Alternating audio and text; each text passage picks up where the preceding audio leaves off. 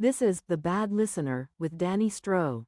Hey everyone, tonight I'm doing Isaiah chapter 12 and 13. Chapter 12, Songs of Praise for Salvation. In that day you will sing, I will praise you, O Lord. You were angry with me, but not anymore. Now you comfort me. See, God has come to save me. I will trust in him and not be afraid. The Lord God is my strength and my song. He has given me victory. With joy you will drink deeply from the fountain of salvation. In that wonderful day you will sing, thank the Lord, praise his name. Tell the nations what he has done. Let them know how mighty he is. Sing to the Lord, for he has done wonderful things. Make known his praise around the world. Let all the people of Jerusalem shout his praise with joy, for great is the Holy One of Israel who lives among you.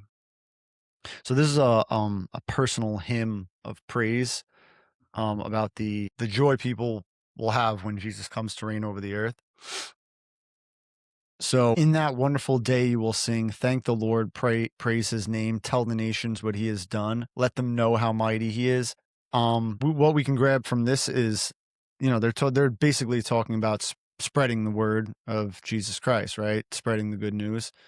So sharing the good news is something that really should come naturally to us, right? As Christians, we send missionaries around the world, sponsor camps, outreach events, youth programs, Bible studies. So we can help these missions, right, by serving at them, inviting people to them, praying for people.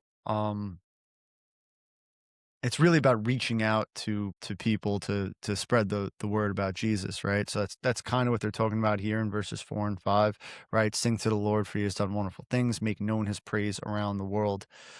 Message here is spread the good news about Jesus Christ, right? So chapter 13, a message about Babylon. So we kind of move into the second part of Isaiah here, where he talks about the judgment against pagan nations. So chapter 13, a message about Babylon. Isaiah, son of Amoz, received this message concerning the destruction of Babylon. Raise a signal flag on a bare hilltop. Call up an army against Babylon. Wave your hand to encourage them as they march into the palaces of the high and mighty. I, the Lord, have dedicated these soldiers for this task. Yes, I have called mighty warriors to express my anger, and they will rejoice when I am exalted. Hear the noise on the mountains. Listen as the vast armies march. It is the noise and shouting of many nations. The Lord of heaven's armies has called this army together.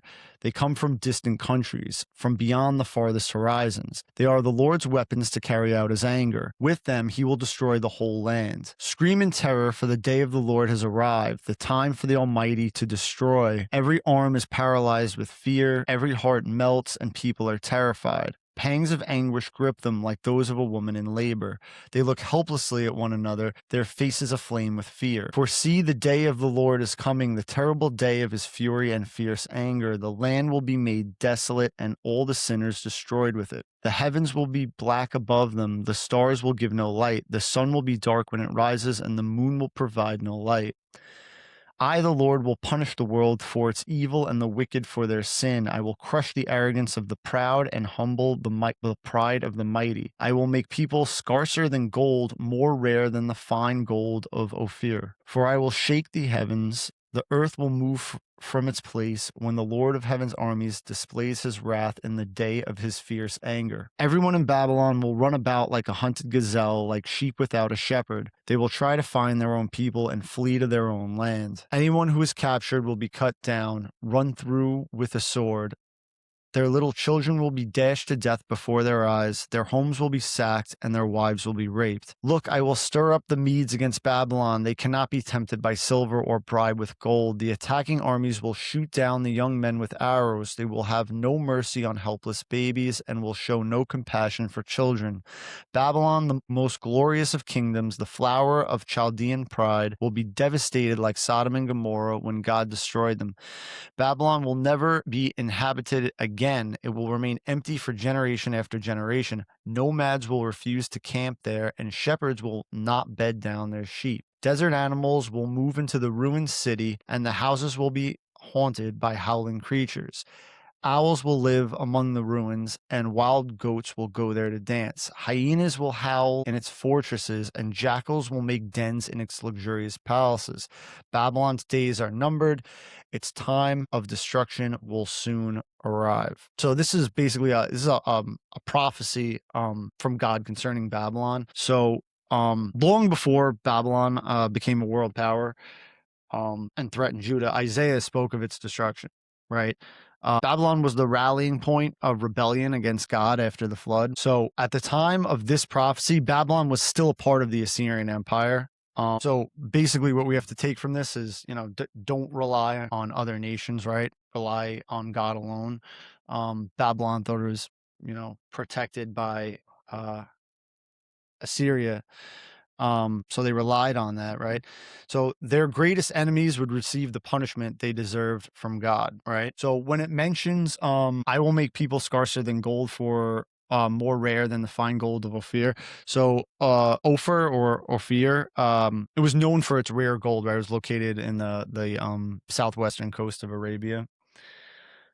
So when it starts, so verse 19, Babylon, the most glorious of kingdoms, the flower of Chaldean pride, will be devastated like Sodom and Gomorrah when God destroyed them. This is another reference to how Sodom and Gomorrah was destroyed in Genesis. But basically what Isaiah is going through here is God would eventually destroy Babylon as judgment for its sin, right?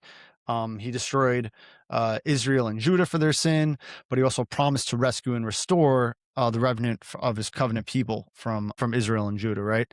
So you can kind of see this process that God goes through, right?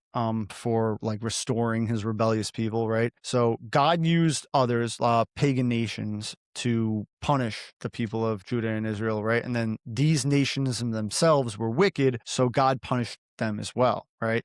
Then he keeps his promise. Well, he will keep his promise to restore and bless Israel, and then God will make Israel an essential part of his work in blessing all people through Jesus Christ, right? These are the steps that eventually are taken. So where it says where is it? So Babylon will never be inhabited again. It will remain empty for generation after generation. So the fun fact here is the city of Babylon in present day Iraq still lies in utter ruin, right? It's buried under mounds of dirt and sand. Parts have been excavated for historical study, but it remains uninhabited, which is pretty wild, right? I mean, this is something that was said thousands of years ago, and it still holds true. So that's one of these prophecies here that you can actually see in present day to be true, right? All right. Well, that was chapter 12 and 13. Thanks for listening, and have a great night.